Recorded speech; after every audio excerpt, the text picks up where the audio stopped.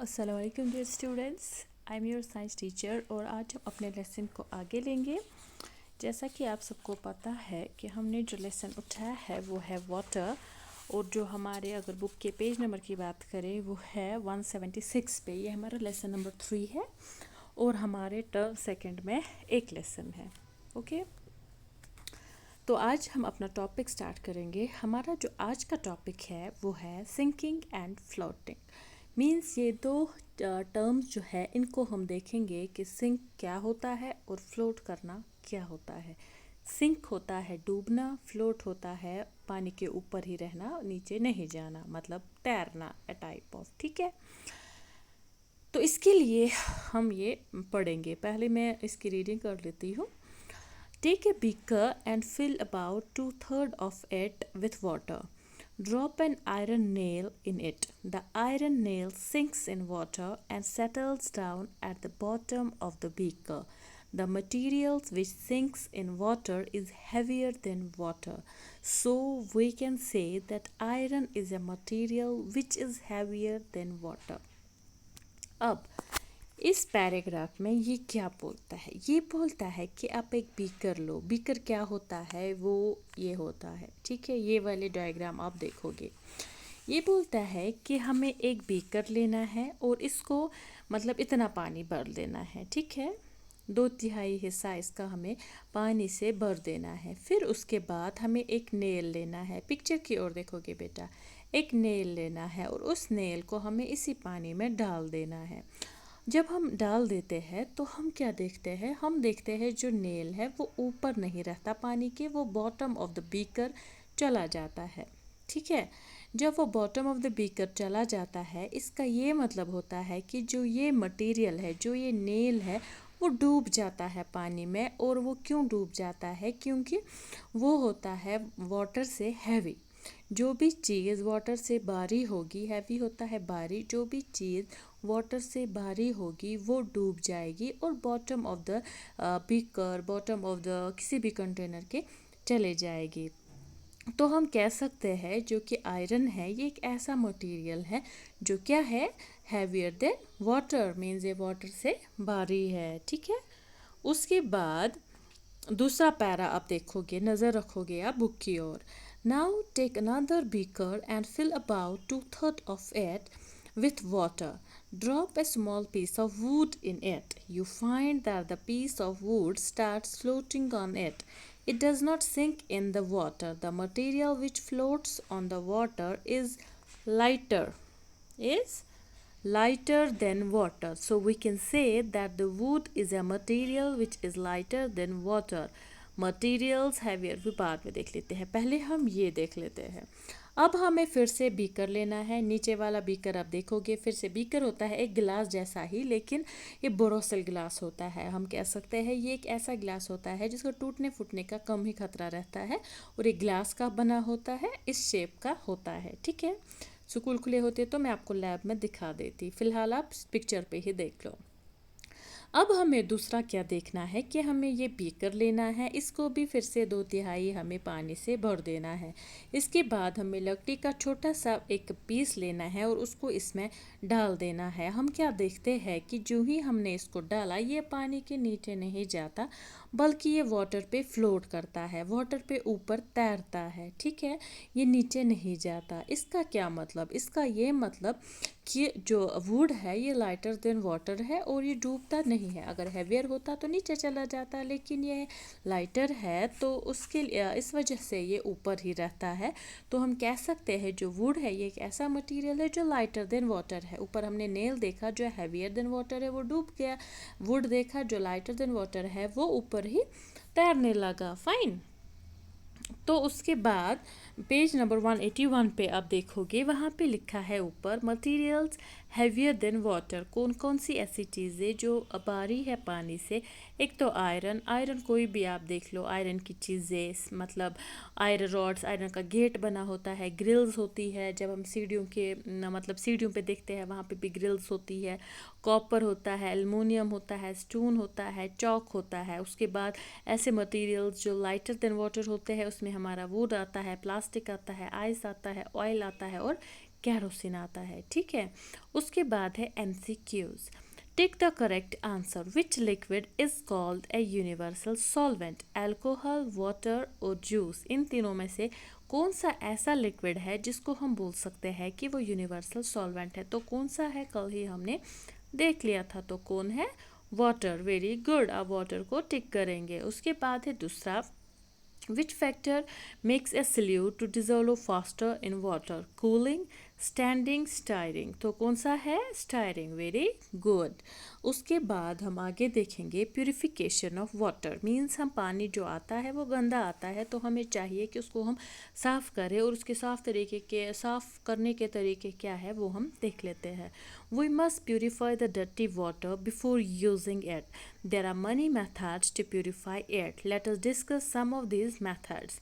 तो हमने ये पैरा क्या बोलता है? ये बोलता है कि जो हमारे पास पानी आता है वो बहुत ही गंदा होता है, तो हमें ज़रूरत पड़ती है कि हम इस पानी को साफ़ करें, और हमारे पास बहुत सारे तरीके हैं पानी को साफ़ करने के। उसमें से पहला है सेडिमेंटेशन एंड डिकेंटेशन। ये पहला मेथड है, और ये क्या है ये हम आगे पढ़ेंगे।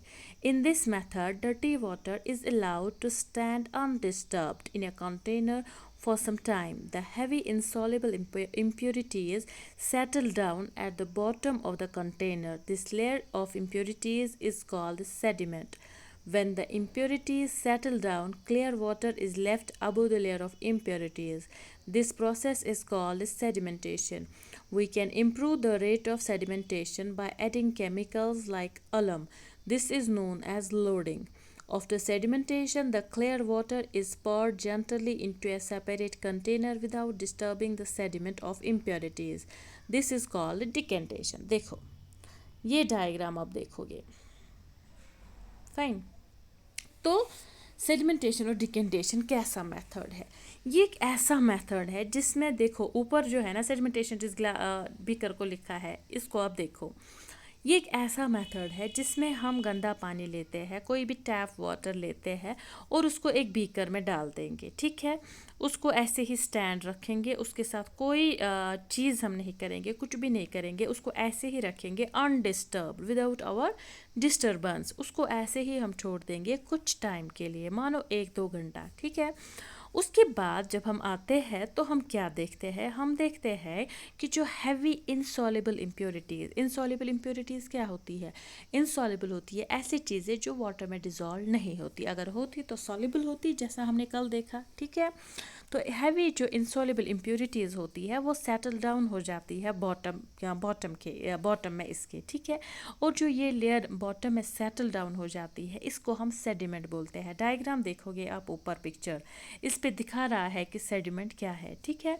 फिर जो ये इम्प्योरिटीज़ है जिनको हमने सेडिमेंट का नाम दिया, इनको हमने ऐसे ही रहने दिया तो हो गई ना जमा। इसके ऊपर क्लियर वाटर मतलब जमा हो जाता है, क्लियर वाटर ऊपर हो जाता है, सेडिमेंट जो है वो नीचे चला जाता है। मीन्स हमारे पास 2 लेयर आती है, एक तो क्लियर वाटर की और नीचे इसके मतलब इम्प्योरिटीज़ की, जिसको हमने नाम दिया सेडिमेंट। जब हम इस इम्प्योरिटीज़ को ऐसे रखते हैं तो ये इम्प्योरिटीज़ है और ज़्यादा वहाँ पे सेटल हो जाती है, जब तक हमारे पास क्लियर वाटर जो है ऊपर रह जाता है। मीन्स हमारे पास क्लीन वाटर आ गया। फिर उसके बाद हम क्या कहते हैं? इस प्रोसेस को हम नाम देते हैं सेडिमेंटेशन। सेडिमेंटेशन क्या होता है? अब सेडिमेंटेशन एक ऐसा मेथड होता है जिसमें हम गंदा पानी लेते हैं एक बीकर में, उसको अनडिस्टर्ब रखते हैं एक जगह फॉर मतलब 1 घंटा या 1.5 घंटा, किसी भी टाइम रख लो। उसके बाद उसमें 2 लेयर्स हमारे पास आ जाती है, नीचे सेडिमेंट इम्प्योरिटीज जमा हो जाती है और ऊपर हमारे पास क्लियर वाटर आ जाता है। इस प्रोसेस को हम नाम देते हैं सेडिमेंटेशन, क्योंकि सेडिमेंट आ गया ना नीचे हमारे पास, तो सेडिमेंटेशन। हम अब सेडिमेंटेशन इसकी रेट को हम बढ़ा सकते हैं, ठीक है। हम इसको इम्प्रूव कर सकते हैं सेडिमेंटेशन की। अगर इसको 1 घंटा लगता है तो हम चाहते हैं 15 मिनट में ही हो जाए, तो हम उसके लिए इसमें केमिकल्स ऐड करते हैं। फॉर एग्जांपल अलम एक केमिकल है ऐसा जो सेडिमेंटेशन प्रोसेस को फास्टन करता है, ठीक है।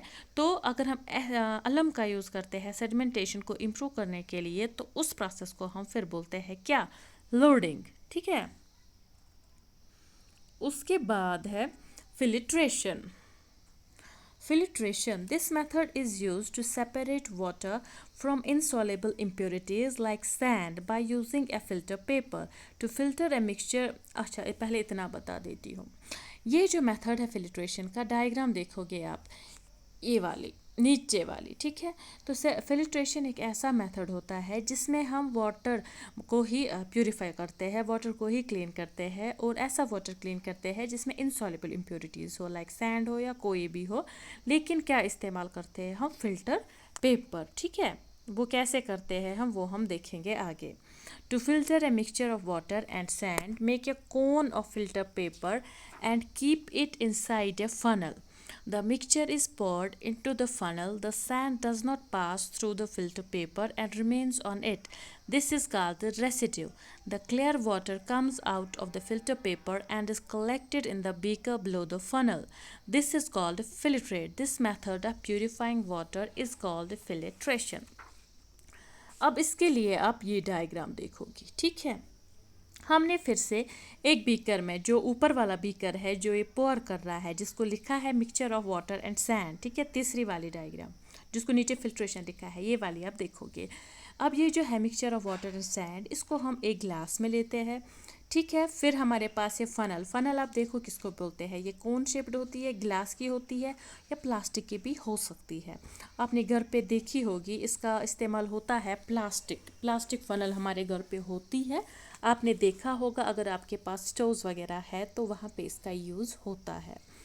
तो फिलहाल यहाँ पे हमारे पास ग्लास की फनल है, और उसको हमने ऐसे ट्राइपॉड स्टैंड में हमने, मतलब ये जो स्टैंड है स्टील का जो है जिस पे ये फनल बंद है, तो इसमें हमने इसको ये बंद कर दिया है। उसके बाद हमें क्या करना है, इस फनल में हमें फ़िल्टर पेपर लेना है, और फिल्टर पेपर को मतलब 2 बार बंद करना है, मतलब 2 बार उसको इस तरीके से, मतलब फ़िल्टर पेपर राउंड होता है, सर्कुलर होता है, उसको हमें कोन शेप बनाना है और इसके फनल के अंदर लगा देना है। उसके बाद हमें क्या करना है, ग्लास रॉड लेनी है इस तरीके से जो डायग्राम पे दी हुई है। फिर इस मिक्सचर को, ऊपर वाला जो मिक्सचर है हमारे पास वाटर और सैंड का, जो गंदा पानी है, उसको इस रॉड पे डाल देना है, ठीक है। तो वो फिर फनल में जाएगा, और फनल के नीचे हमें और एक बीकर रखना है, खाली बीकर रखना है, जो ऊपर से फिल्ट्रेट, मतलब जो ऊपर से साफ पानी आएगा वो नीचे इस बीकर में कलेक्ट हो जाएगा, और जो यहाँ पे जो ऊपर वाले केस में सेडिमेंट था, यहाँ पे भी वैसा सेडिमेंट है ना, वो रह जाएगा यहाँ फनल में ही, वो नीचे नहीं जाएगा क्योंकि फिल्टर पेपर उसको नीचे एलो नहीं करेगा। मीन्स हमारे पास क्लियर पानी आ जाता है नीचे। जो रेसिड्यू रहता है, जो गंदगी रहती है, वो हमारे फनल में रहती है। और जो फॉर एग्जांपल अगर सैंड है, ठीक है, तो वो फनल, वो इस फिल्टर पेपर के थ्रू पास नहीं होती, वो इधर ही रह जाती है फनल के ऊपर, और हम इसको रेसिड्यू बोलते हैं। जो नीचे क्लियर वाटर हमारे पास आए, इसको हम फिल्ट्रेट बोलते हैं, और इस प्रोसेस पूरे को हम नाम देते हैं फिल्ट्रेशन। फाइन। तो उसके बाद है हमारा प्योरीफिकेशन ऑफ ड्रिंकिंग वाटर। अब हम प्योरीफाई कैसे कर सकते हैं ऐसे पानी को जैसे जो हमें पीना है। Impure water is harmful to us and leads to many disease, so we must drink pure water. We can purify drinking water by using the following methods.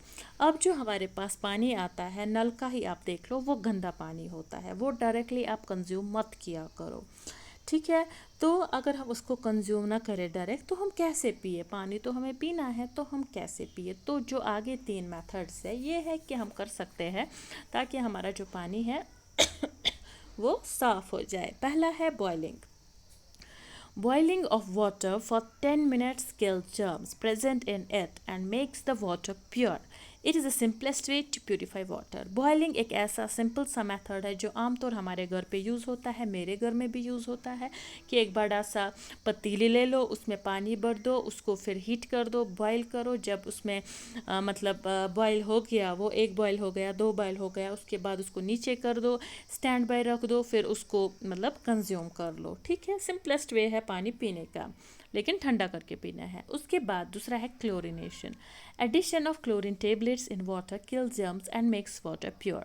तो ये क्लोरिनेशन जो मेथड है, ये हम घर पे नहीं करते। ये टैप वाटर में अमूमन होता है कि क्लोरीन टेबलेट्स जो होती है वो वाटर में ऐड कर देते हैं, जिसकी वजह से जो इसकी जर्म्स वगैरह है वो मर जाते हैं और हमारे पास प्योर पानी आ जाता है। कभी कभी आपने अगर नल खोला होगा अपने वॉशरूम में, तो आपने देखा होगा सफ़ेद पानी आता है, बहुत बार आता है, श्रीनगर में तो आता ही आता है। तो जब सफ़ेद पानी आता है ना, मीन्स उस टाइम इसको क्लोरीन टेबलेट्स ऐड की गई है ताकि इसके जर्म्स मर जाए, तीसरा मेथड है water purifier. In some houses water is purified by using water filter. Nowadays electric water purifier is used. Water purifier diagram आप देख लो. ऐसा वाटर प्यूरिफायर मतलब बहुतों के घर में होगा, मेरे घर में भी है. ये भी यूज़ होता है जो मतलब इलेक्ट्रिसिटी पे चलता है. इसमें पानी को फिल करना होता है, अंदर से फिल्ट्रेशन वगैरह सब हो जाता है. फिर जो नीचे टैप लगा है वहाँ से हमें वाटर लेना है, वो क्लीन होता है, डायरेक्टली हम कंज्यूम कर सकते हैं. तो ये कुछ ऐसे मेथड्स है जिससे हमें पानी अपना जो है वो साफ़ कर सकते हैं और उसको हम कंज्यूम कर सकते हैं. उसके बाद है कीवर्ड्स. तो कीवर्ड्स आप खुद लर्न करोगे कि सल्यूट क्या होता है, सॉल्वेंट क्या होता है, सॉल्यूशन क्या होता है, सेडिमेंट क्या होता है, लोडिंग क्या होती है.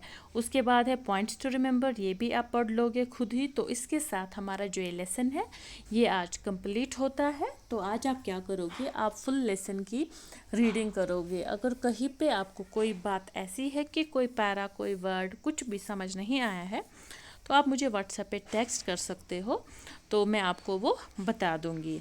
तो कल इंशाल्लाह हम इसके क्वेश्चन आंसर देखेंगे. Fine, thank you.